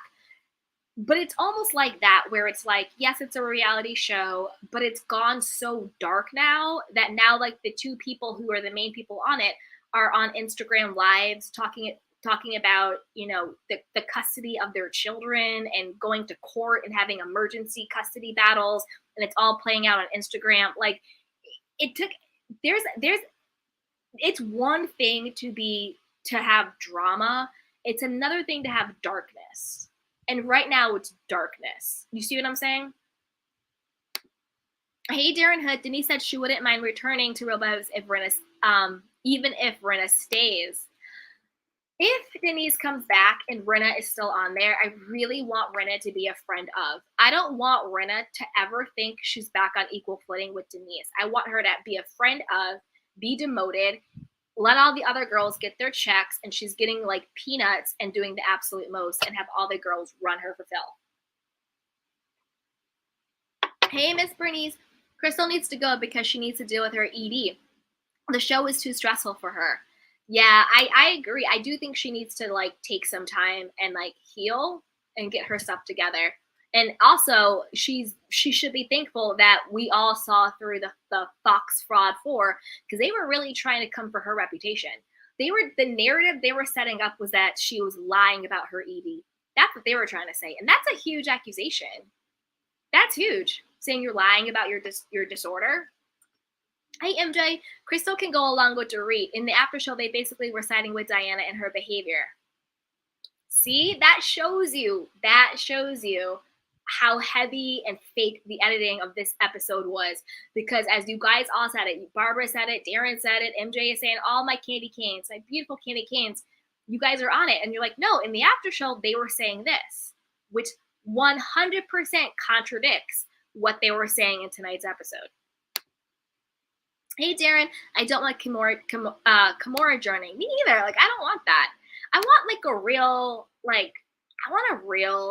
badass Beverly Hills housewife and a couple of her friends to get diamonds and join the show, and to really give Kyle a run for her money, because I don't think Kyle's going anywhere.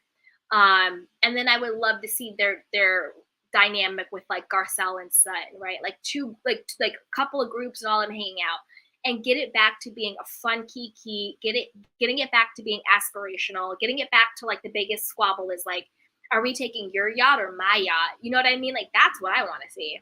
Hey, dear Diana at Sunny, because Mauricio is too stoned all the time and doing shady deals, lol. Yup.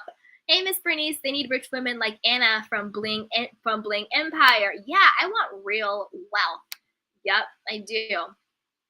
Hey, Miss T, Kathy got punished with the bunk beds. She did. They played her. Hey, Miss T, Diana acted like everything was fine when leaving with Garcelle. And that's what Garcelle said. She was like, I'm so confused. She's just like, I thought that you were going to give Sutton another chance. And then all of a sudden now you're acting cuckoo for Cocoa Puffs. Well, Diana was acting cuckoo for Cocoa Puffs because her bosses were in the room. Rinna and Erika. They run Diana. Hey, Isabel. Was Cherie on the trip? Haven't watched it yet. Yes, she was there. Funny, I forgot she was there because she didn't say anything. But yeah, Cherie was there. Hey, dear Dana. The shows are more fun when the women are actually friends and supporting one another, doing fun things and making it through their lives, handling their own struggles, if any. Exactly. So much more fun. Exactly. I mean, seriously. Exactly. Hey, Miss T, Sheree, jump in and help your friend. Well, we all know Sheree is doing the absolute most when it comes to backstabbing Garcelle and not having her back. Hey, Miss T, Kyle doesn't do it like LVP. Nope, she really doesn't. Hey, Eileen. So sick of Kyle doing nothing but putting Sutton on blast for the pilot for the last 2 seasons. It's all she does. Exactly. Kyle doesn't bring anything to the show. Stirring the pot, but we don't need you to stir the pot. If you actually just had interesting women having interesting conversations, it would naturally occur. We don't need Kyle basically being like the Cliff Notes. Well, let's ask this question. Let's poke this bear. Let's bring this up. Let's da-da-da-da-da. Like, stop. That's why it's so contrived and it's so unwatchable, because it's no longer even has like a natural flow. It's literally just Kyle sitting there being like, you said this and you said that. Did you say this? Did you say that? This happened when this happened. Blah, blah, blah, blah, blah. It's just like, we don't need that. Stop, Kyle. Hey, dear Dana, Rinna is starting to look like a skinny blow-up doll with boobs and a little age. Sorry, not sorry. Shady light hair. It's all good. Sorry she lost her mom, but no excuse for cruelty. Exactly. And the thing is, Rinna's always been a jerk. Even when Lois, may you rest in peace, sweetheart. Even when she was alive, Rinna was a snake. Hey, Miss T, Mo was there. I mean, Dorit was there too, right? Hey, Reese. I'm so sad Dana isn't going to talk about Diana anymore. Aww. She's scared about the cease and desist. Yeah. Hey, Miss T, I think production is setting us up by showing us Kathy being so needy. Maybe. Hey, Dana, at Reese, Dana Wilkie. Dana Wilkie. I think he means Dana Wilkie, because Dana Wilkie got the cease and desist from Diana. Hey, Sunny, I'm still scratching my head about Cherie.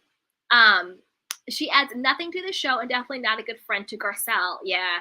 You know what I think it was? I think it was Bravo thought that Cherie would add to the Black audience, because obviously they want the Black audience to watch, particularly Black women to watch.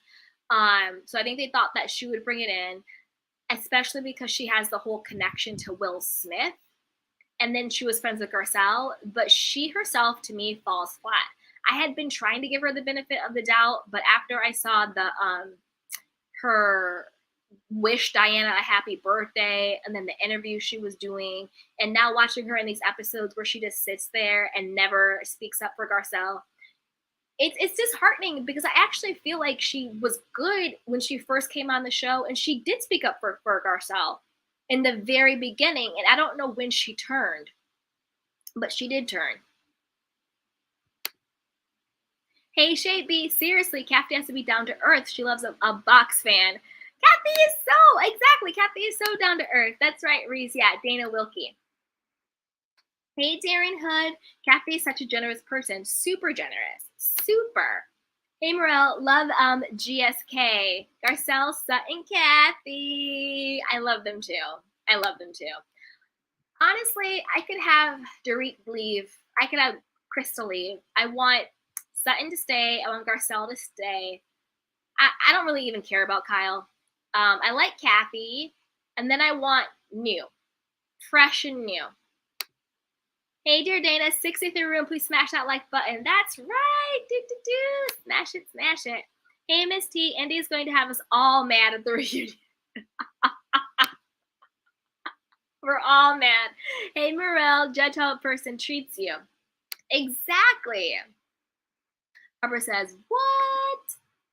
Darren says, Z-Way would do it. Maybe Z-Way, yeah. Hey, Morel, I too will stop watching Bravo. Yeah, I'm going to stop watching definitely Beverly Hills if Diana comes back. I don't care about a cease and desist shit. Come on. Hey, Darren Hood, they should ask Z-Way to host the reunion. That could be a good one. That could be a good one. Hey, Miss T, Mo wasn't high when he was freezing cooking those steaks. So true. Hey, dear Dana, I was being intuitive about Mauricio. Girl, I was right. 100%. Hey, Shay season two is questionable. Yeah, like they're not sure they're gonna bring it back for a season 2, because I think that they already filmed season 1. That's just what I heard. Don't hold me to that for gospel. Hey, Reese, though Diana doesn't know what she has done, it means I'll have to enter the fray and start a channel and let the games begin. Diana will be nuked, the M's will come out. Whoa. Listen, Reese, if you start a channel, let me know. I will subscribe. Hey, Miss T, I heard the agency wasn't doing well. I mean, when they're slapped with a $27.4 billion lawsuit, I don't know how you can be doing well. And like with this economy, I don't know. Is it a buyer's market, a seller's market? I don't know. Who knows? Who knows? Hey, Nihar. She says, hi, Kitty in chat. Hey, sweetheart. How are you? That's right, you guys. If you are having fun, be sure to smash that like button. Subscribe to my channel. Hit the notification bell so you don't miss when we go live. And share. Share this with a friend, because a kiki is always better with community. And I love you guys. Hey, Sunny. See how things come to light when you do wrong? You will all see the truth. Remember that for Shannon Bedore and Heather? You will all see the truth. But it's true. Everything that you do in the dark always comes to light, either in this life or the after one. But and I don't mean like little things, like stupid little things that people do or mistakes, whatever. No, I'm not talking about that. I'm talking about these like evil, deep-seated nastiness. Like that stuff always comes to light. Hey, Barbara, I noticed Mauricio wasn't stoned in the last 2 episodes. Maybe he got a talking to. Because usually he's like, hey, guys, what's up? Dorit. Hey, ST, I just think seniority and money causes these women to be inauthentic because they are scared of rocking the boat. We saw this on Real Housewives of Orange County with Heather Dubrow. Now Real Housewives of Beverly Hills with Sutton and Kyle. Very true. Very, very true. Hey, ST. Oh, let's see. Oh, hey, Coffee or Tea. I have been done with Kyle ever since she turned on LVP. Me too. That season was really hard to watch. The Mean Girls of Beverly Hills season was really hard. Hey, Miss T. Kyle is acting like Kathy didn't fly in a private jet. She didn't wear slippers on a commercial flight. fair. That is a fair point. Hey, ST, then I think there's some unspoken contract where these women are not divulging any real tea about their personal lives. They are just starting drama among themselves. Oh, ST, baby, join the Candy Cane gang. That is a given. That is a given. We already know. It started with the Fox Force 5. It started with Teddy, Kyle, Erika, Dorit, and Rinna. They all got together and they all made a pact to have each other's back, and they all made a pact to go after I think the pact really started with LVP, to really go after her.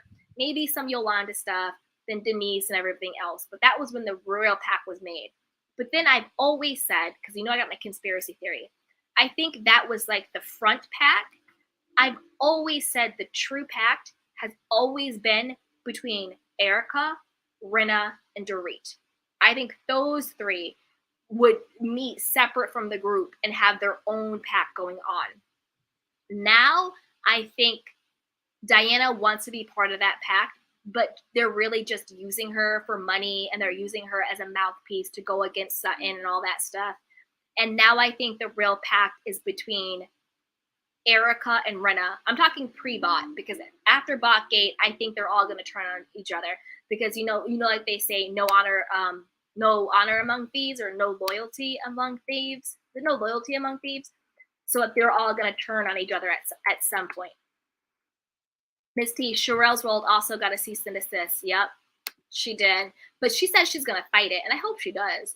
Hey, MJ, I don't think Kathy was being demanding or needy. When you host people, you serve them. That's just basic etiquette. Exactly. Kyle keeps trying to have this narrative about her sister, and it's just not true, and it's just not the case. It's crazy. Let's see what you guys are saying.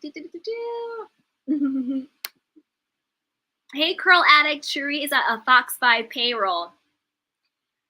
I don't even think she's getting paid. I think she's an intern at this point.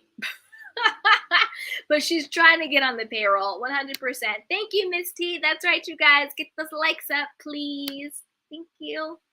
Hey, Miss T, nobody cares about a cease and desist. No, nobody cares about a cease and desist. Especially when Diana doesn't really want the smoke. Like, I did a whole conspiracy theory on why I think Diana sent the cease and desist now, and why I think she sent them to certain people. So if you missed it, definitely go back and watch it. It's on my channel. I break down, exactly why I think she sent the cease and desist. I'll give you the cliff notes now.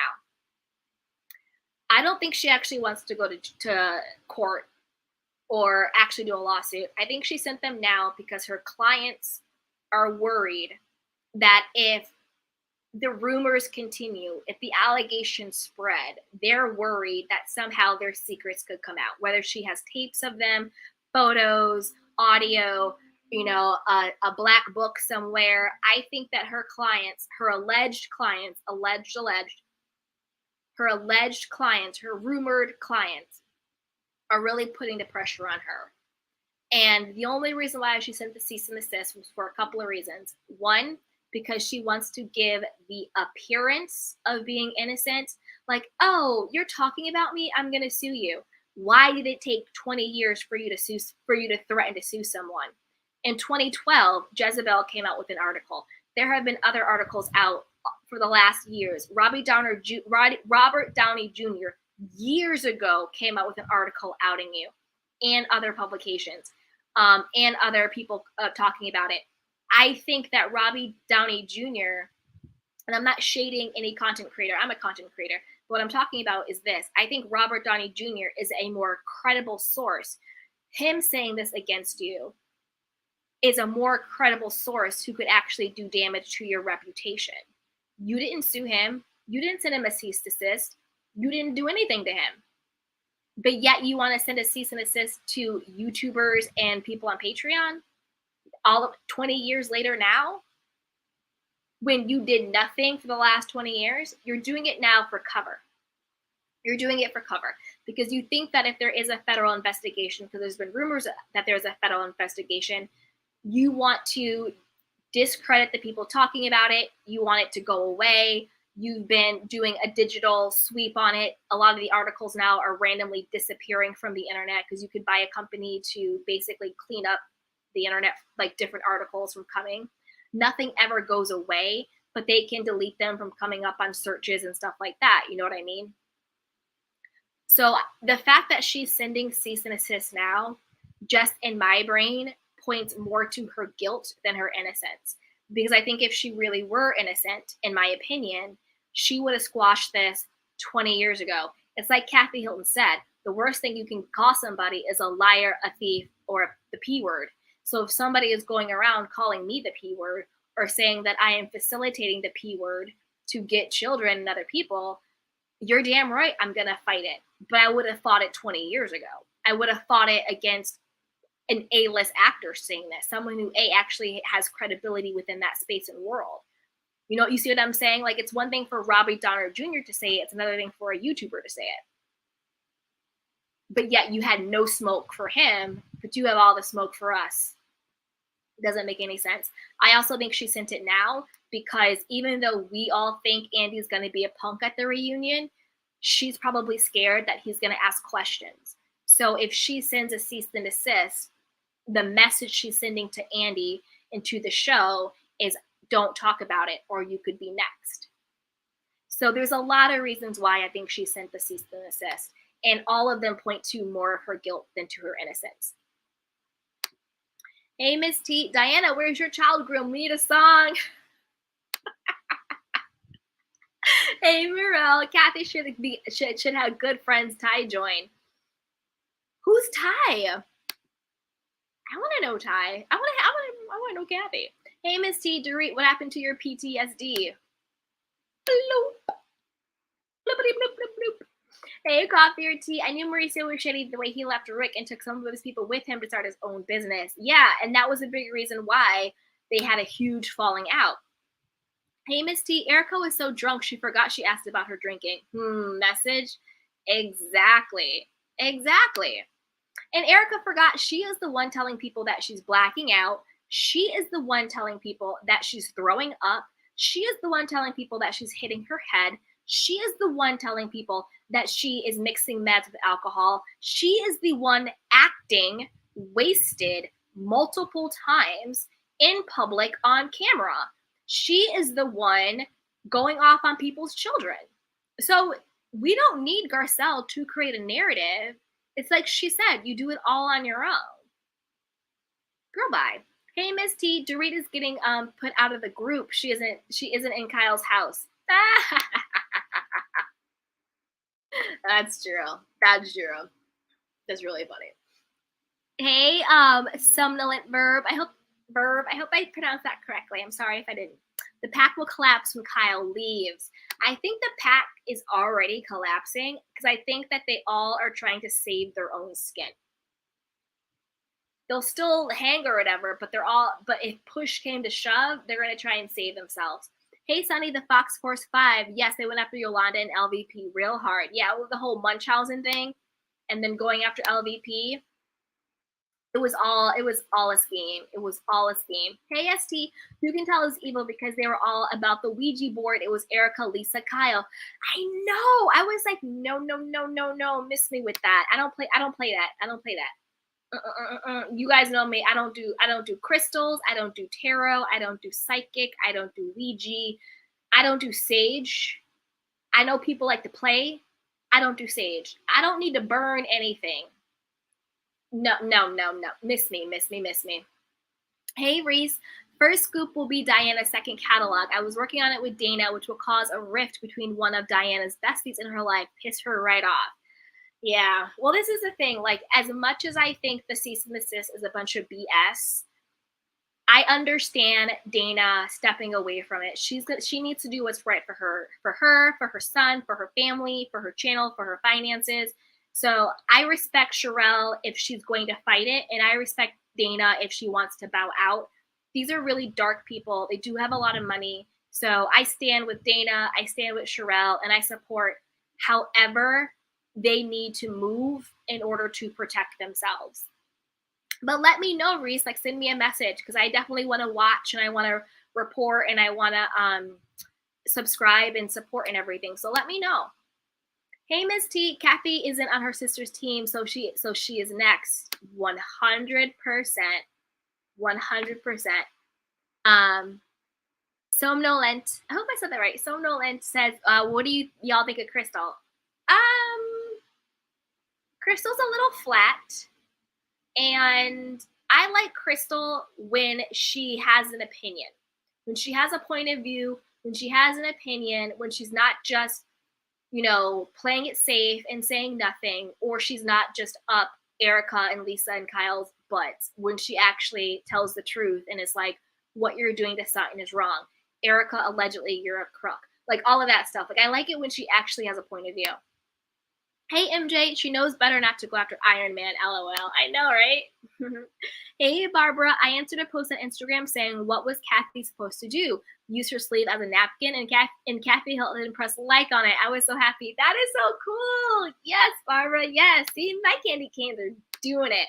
But it's such a good point. Like, Kathy was making great points. She was like, do we have silverware? Kind of something we need. Is there water we need to drink? Is there a napkin? Like, normal things. Hey, Miss T, saying Garcelle sent bots to attack her own son. Really, Lisa? Nobody leaves that BS. Lisa. Instagram, I'm talking to you. Instagram, when are you going to shut down Lisa's profile? Like, oh my God, ridiculous. Hey, Reese, Dana does because of her son. Yeah, she needs to protect herself 100%, and I get that. Hey, Miss T, Diana was hired for the main thing she won't talk about now. Exactly, because that cease and desist was also a message to Bravo. No, like, don't get it twisted. That was a message to them too, being like, you guys better hush up about it. Hey, Miss T, Garcelle was happy Erika wouldn't hear what she said on The View. I'm sure she went in. Hey, Miss T, Diana doesn't even understand Crystal. Girl, bye. Diana's just weird to me. She's just a weirdo. Just really, really weird. Hey, Morel, meant to write to join the show, not Ty. Oh, to join the show. Yes, I know. Kathy should get some of her wealthy friends, but they're probably will be like, miss me with this. Especially what's going on now. They're probably like, miss me with it. Hey, ST, that's right. The Bible speaks against us participating in these kinds of things like psychics and the like. That's the thing. Like, I don't want to get too preachy or whatever you want to call it, but I'll just talk about my own personal beliefs super quick, if you care. I don't know. I don't need to go to a psychic. I don't need to ask a Ouija board about my life, my past, my future, anything. I can go within, and for me, I'm Christian, so for me it's God. I can go within and I can ask God for guidance, for support, for reassurance, for counsel, for comfort, for protection, for all of it. Like, we don't need to ask anything outside of ourselves for that particular guidance. And so I don't mess with that stuff because I don't want to invite anything into my life. No, thank you. We're keeping it nice and clean here. Nope. Hey, Morel, Kathy should know many wealthy ladies to join. I know, that would be great. Hey, Miss T, sorry, The Real, not The View, wrong show. All good. They're basically like the same show, you know what I mean? Yeah. Hey, Leah. She goes, Diana doesn't need all those crystals. She's an exorcist. Exactly. That's what I said. I'm like, Diana, why are you smudging the place when, like, you're the demon? You need to smudge yourself, sweetheart. It's not the place, it's you. If everywhere you go, you feel compelled to smudge and to sage and to clean the energy, that should indicate to you you're the problem. It's not the place. The place is change. The only constant, the common denominator, is your energy. So you're the one who needs to change. If I go to house A and it's possessed, if I go to house B, it's possessed, I go to hotel C, it's possessed, maybe I need to realize I'm the one who's freaking possessed. You see what I'm saying? Hey, ST, that's right. Hey, Cephas Stubbs. Diana, how are you going to be the new villain, yet you want to issue cease and desist and meltdown online at the smallest bit of criticism? Bye, sis. Exactly. She has no, like, girl, you have no tough skin. And faking this whole thing, like, again, only love and compassion to any woman or man. You know, maybe the man didn't physically go through it, but it's still their child. Any person who has unfortunately, you know, lost a child due to, like, you know, miscarriage or anything like that, of course, we are all compassionate. But you're conflating things. Sutton, by no sense, by anybody who has half a brain on this planet, would ever think Sutton was coming after Diana because she had a miscarriage. That was just the dumbest, craziest thing I could. Honestly, it almost made me feel like, Diana, you should apologize to every man or woman or person that has experienced the loss of a child through a miscarriage by bringing that traumatic experience and belittling it and bringing it down to this pathetic level. Diana, you're evil at the core. Hey, Reese, Kathy is evil too. Casey, who's Casey? Who's Casey Johnson? Though she's funny, why can't Diana be at least funnier? Not kidding. Reese, you gotta fill me in, man. As says, LOL. Hey, MJ, like they say, demons attach themselves to a person, not the place. Exactly. Exactly. It's you, sweetheart. It's not the place, it's you. Hey, Miss T, Diana has people dressing her clothes backwards. They definitely cut and pasted back Garcelle scene with Garcelle. I mean, that's what I'm talking about. Like, it's too, like, this episode was so comical, and it was edited in such a way that it was so choppy. It was like I edited in like iMovie. It was like I made this episode on my computer with my software, and I was like, we shot this scene, but I'm not gonna use a transition. It's just gonna go here. Like, it was a mess. Hey, Leah. She goes, I told a friend running from her problems once, wherever you go, there you are, and so are your problems. Exactly. And it's the whole thing where it's like, no one to change but self.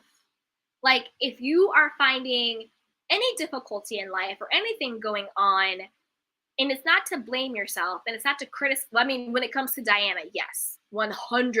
But I mean, like, normal people. It's not to blame or criticize, but it's to empower you, because you have the control of yourself. You have the control of your life, how you respond, how you react, how you're showing up for yourself, who you're allowing in your life. Like, it's all you. Exactly like you said to your friend, like, wherever you go, there you are. No one to change but self. So, Diana, go change yourself in prison. Allegedly. Bloop. Hey, Miss T, calling Sutton Slutton was low. That's disgusting. Didn't Bravo put them on social media timeout? Brenna, Bravo was still even trying to give you a little bit of grace, and you still do this. Hey, Reese, by Ghostbusters, I mean sweeping for bugs. Honestly, Reese, I'm not gonna lie. When I saw them do that, I thought, like, is she sweet? Like, because of her alleged involvement in things, does she need to have control over where she is at all times because of who her alleged clients are? Maybe some of her enemies? Is that why she needs people to go in and sweep before? Morel says, amen. Hey, Miss T, do these ladies have a publicist? According to Patrick Summers, Lisa Rinna's publicist, Jill, was the one who paid him. Lisa Rinna set it up, but Jill was the one who set up the payment, and then he got pissed because she didn't fulfill the whole invoice. So he got pissed because allegedly she still owed him money. Hey, ST, preach. Yes. Hey, Darren Hood, Diana's back on Twitter after her timeout. Ugh, gross. Hey, Miss T, Lisa did a slow talking live trying to explain something, didn't work. Oh, man. Have you guys noticed on Lisa Rinna's lives, and even in these last couple of episodes, her speech is kind of delayed and slurred, like, kind of like her whole bag of pills that she showed. Like she might be popping a couple of them and then having a couple of tequilas herself, having a couple cocktails herself. Did anybody else notice that she seems a little out of it? Like even at her party when she was yelling, "Get out, Sutton! Get the F out! Whoa, don't talk about my kids or my husband." It just seemed really weird and bizarre. I don't know. Maybe that's just me. But that's just an observation. I'm not saying that about you, Rinna. Don't send me anything. Don't come after me. I'm just saying you're looking sloppy out here in the streets. You're looking sloppy out here in the streets. Whew. Okay, you guys. We've been on here for almost 2 hours. Hey, Leah, I have to catch Rinna's live second hand. I've been blocked since Denise. I feel like that is a badge of honor. I mean, the fact that Rinna blocked you, Leah, that is a badge of honor. Hey, Reese, Tila Tequila said her ex-fiance Casey Johnson's heir to Johnson's was the K word for leaving a satanic with the Hiltons. What? For leaving us? What? Man, Reese, you got all of it. Hey, MJ. They were saying slutting and taunting her in the comments. Erika won her lawsuit. Like she doesn't have several more coming up. I'm tired of the delusions. This is the thing. Erika didn't win a lawsuit because she wasn't suing anybody. The judge dismissed it. Those are two different things. And the plaintiffs are appealing it, which as they should. And it wasn't against the victims. It was against Tom Girardi's other legal people in the office. So shut up, Rinna, and shut up, Erika. Hey, Reese. I know. Oh. Hey, Miss Tate. Lisa is using Erika's pills now. I mean, they probably do. They probably get sloppy. They probably pop pills, do some other stuff, and drink their cocktails and hire their men to do stuff to them. Because, you know, Erika's always talking about the D, which is really gross and just nasty, and nobody wants to see that. Ugh. But you know what we do want to see? We want to see you smash that like button. We want to see you subscribe to my channel. We want to see you back here next time. All right, you guys, I'm going to go. I'm going to get some food. I'm going to take a shower. I'm going to relax from the day. But I'm so happy that we had this time together to have our fun kiki and break everything down. I'm looking forward to the next episode because I really want to see, I'm really interested to see where Bravo is going to go with this. I want to see if Bravo is going to land on the right side of history after all. We'll see. We'll see. I want to see Erika's breakdown. I want to see how they handle Kathy's Aspen situation. I want to see everything. I love you guys. And tomorrow we will be back. We'll be doing it's the kickoff to a long weekend, but we will be doing the Real Housewives of Dubai reunion part 1. And then I'm thinking I might do a hot topics. Like I think I want to talk about Martell and Melody, that whole situation from Love and Marriage Huntsville. I want to talk about Chris Rock and what he said and my thoughts on that because I might have an unpopular opinion on it. Team Chris Rock.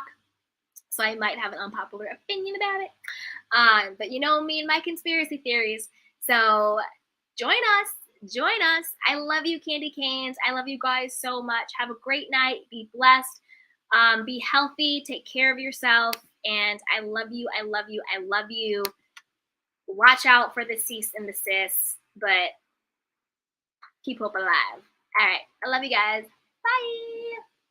Welcome to Sugar Pills, a practical guide to self-care, where your host, writer, actor, and producer Candy Washington helps you live a more joyful life with a cheeky dash of pop culture news. Be sure to subscribe, leave a 5-star review, and join the conversation on Instagram @Candy Washington. Let's go!